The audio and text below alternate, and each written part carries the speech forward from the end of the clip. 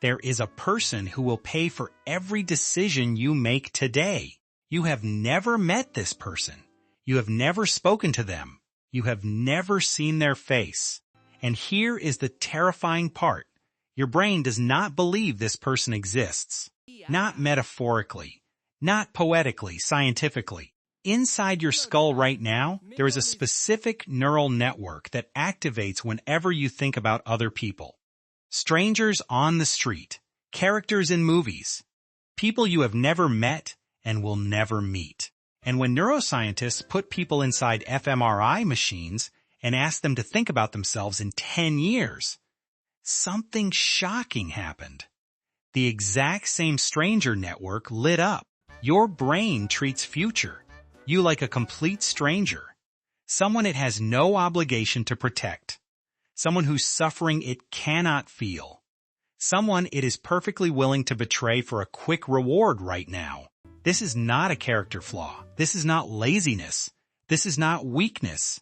It is a hardware limitation of the human brain, and once you understand it, everything about why you are stuck finally makes sense. In 2011, a researcher named Hal Hershfield at UCLA ran a series of experiments that changed how neuroscience understands human behavior forever. He put participants in brain scanners and showed them a series of traits and adjectives. He asked them to rate how much each word described 3 different targets: their current self, a complete stranger, and their future self 10 years from now. The results were so strange that the scientific community initially struggled to interpret them. When people thought about their current self, a distinctive pattern of brain activity lit up in the medial prefrontal cortex, the part of the brain associated with self-referential processing. This is the me center of the brain, where your identity lives. When they thought about a stranger, the pattern was completely different. As expected. Different person, different neural signature.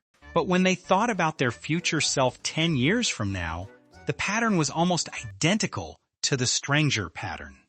Not a blend, not a middle ground, a near-perfect match to how the brain processes someone it has never met and owes nothing to. And the further into the future the researchers pushed, the more extreme the effect became. Future self at 20 years registered as even more of a stranger. At 30 years, the brain barely registered a connection at all. This is not abstract. This is the engine underneath every bad decision you have ever made. Let me show you what I mean. Right now, somewhere in your life, there is a task you are avoiding. Something you know you should do. Something that would genuinely make your life better in 6 months or a year.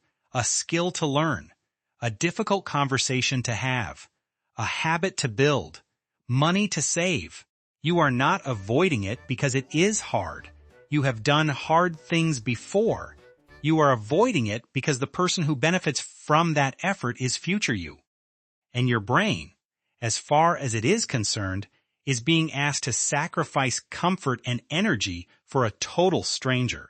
Imagine I knocked on your door right now and ask you to give up your evening, your relaxation, your Netflix, your comfort, so that a random person you have never met could have a slightly better life 6 months from now. You would probably say no. You might even think I was being unreasonable. That is exactly the transaction your brain processes every time you face a choice between immediate comfort and long-term benefit. Sacrifice now so a stranger can win later. The brain's answer is almost always no, and this is why you procrastinate. This is why your savings account has less in it than you planned. This is why you eat the food you promised yourself you would not eat. This is why you scroll for another hour when you said you would stop at 10 minutes. This is why every New Year's resolution feels profoundly inspiring on December 31st and completely irrelevant by January 15th. The inspiring version of you on December 31st is imagining a future self they feel connected to. The version on January 15th has returned to treating that same future self like a stranger who does not matter. The research gets even more unsettling. Hershfield and his team took this discovery and tested it in the real world. They created an experiment where some participants were shown digitally aged photographs of themselves, images that made future them feel real and vis. Other participants saw nothing. Then they asked everyone a simple question. How much of your money would you like to put into a retirement savings account right now? The people who saw their aged faces, who were forced to confront the reality of their future self, allocated nearly twice as much money to savings. More than double. Same people, same income, same financial situation. The only difference was whether their brain could see the stranger it was supposed to be helping. Think about what that means. Your ability to save money, to invest in your future, to make decisions today that pay off years from now is not primarily a matter of discipline or intelligence or character. It is a matter of whether your brain can visually recognize the person it is sacrificing for. And here is the part that genuinely keeps me up at night. The 3 areas of your life where this neural glitch does the most damage. First, money. Every dollar you spend today on something you do not need is a dollar stolen from someone your brain does not recognize as real. A cup of coffee you will not remember next week. A subscription you forgot you were paying for. A purchase made at 11 p.m. when your impulse control was already depleted. Each one feels small, meaningless, a tiny decision. But that is exactly how the stranger in your future gets robbed. One tiny unrecognized theft at a time. Compound that over a decade, and the stranger your brain ignored has lost tens of thousands of dollars. Not because you were reckless, because your brain could not see who it was stealing from. Second, health. Your brain's inability to recognize future. You is why the global health crisis looks the way it does. Because the version of you who will suffer a heart attack at 55 is a total stranger to the version of you eating fast food at 28. The consequences are real. The person who experiences them is invisible. The most heartbreaking example of this comes from diabetes research. Patients are told that if they do not change their eating habits today, they will face severe complications years from now. Blindness, amputation, kidney failure. These are not abstract threats. They are documented medical probabilities. And still, behavior barely shifts, not because the patients do not care, not because they do not understand, but because the person who loses their vision at 65 is a complete stranger to the person sitting in the doctor's office at 45. Their brain registers that future patient with the same neural disconnection as it would register a character in a sad movie. Sympathy without urgency. Awareness without action. Third, identity. This is the deepest and most personal cost. The person you want to become, the version of you who is confident, skilled, accomplished, at peace, that person is also a stranger to your brain. And your brain, treating them as separate from you, refuses to do the work required for a stranger to exist. Every day you do not write, the author you could become remains unborn. Every day you do not practice, the musician you could become stays silent. Every day you do not show up, the person you were meant to be drifts further into the fog of strangers your brain will never recognize. So what do we do about this? If the problem is hardware, can you actually fix it? The answer is yes. And the solution is not what you think. It is not more discipline. It is not more willpower. It is not waking up at 4 in the morning and grinding harder. It is closing the gap between you and the stranger. Here are 3 things that actually work, backed by the same research that discovered the problem in the first place. Number 1, write a letter from your future self. Not a gold list. Not affirmations. An actual letter written in first person, from the perspective of you in 10 years, addressed to you right now. What does that person want you to know? What do they wish you had started today? What do they thank you for doing back when you still had time?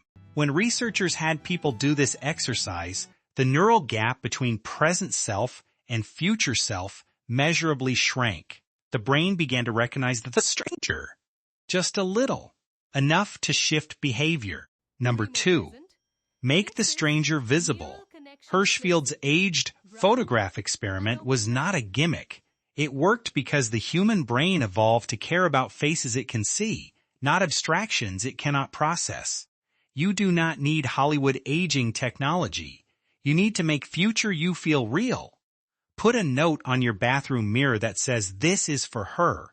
This is for him." Set your savings account name to something personal.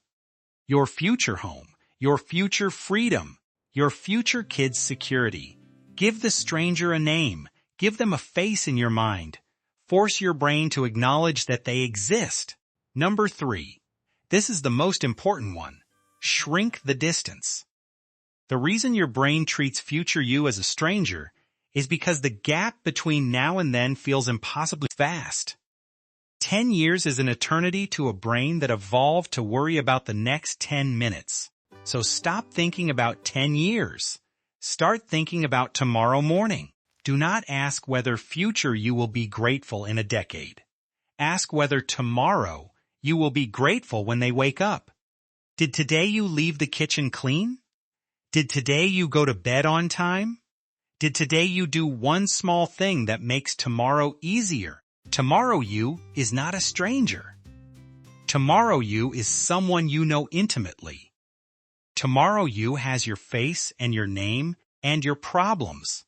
And when you start making decisions for tomorrow you instead of a decade from now stranger, the gap collapses and your brain stops fighting you. Here is what I want you to sit with. Somewhere in the future, there is a version of you who looks back at this exact moment, right now, this decision, this day, this hour you spent watching a video about neuroscience instead of scrolling past it. That future person knows something you do not know yet. They know whether you acted on what you learned or whether you nodded along and then opened another tab and forgot about it 15 minutes later. They know whether today was the day something shifted or just another entry in the long list of days where nothing changed. And the difference between those two versions of your future, the one who looks back with gratitude and the one who looks back with regret, is whether you treat them like a stranger or whether you finally, for the first time in your life, decide that they are you, because they are. They have always been you. Your brain just needed someone to prove it. The research is clear. The gap is real. The mechanism has been mapped. The stranger in your future is waiting. And the only question that matters now is what you do next.